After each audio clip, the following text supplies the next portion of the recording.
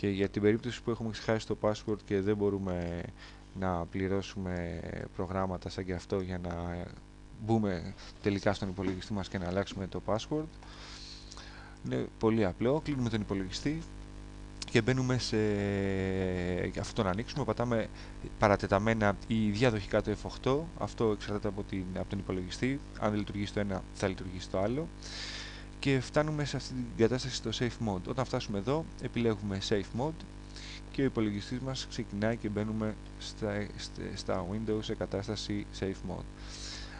Πηγαίνουμε στο desktop, δεξί κλικ, νέο text, ανοίγουμε το text που μόλις δημιουργήσαμε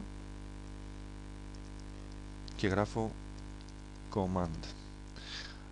Γράφοντας command, αρχείο, file, save as,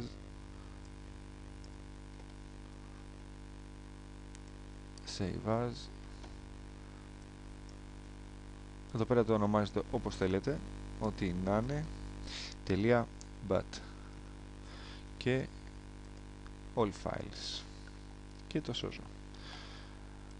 Το κλείνω και βλέπω ότι στο desktop, στην επιφάνεια εργασίας, έχει δημιουργηθεί αυτό εδώ το αρχείο,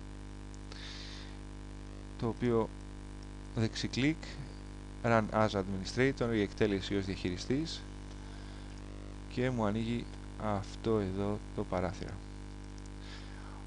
Ως εδώ όλα καλά. Γράφω net user και μου δείχνει ποιοι είναι οι user αυτού του υπολογιστή. Στον συγκεκριμένο υπολογιστή είναι ένας, είμαι εγώ που είμαι και admin, οπότε η επόμενη εντολή για να αλλάξω το password, net user administrator αστεράκι. Εδώ πέρα μου ζητάει να βάλω το password που θέλω να ισχύει στον υπολογιστή.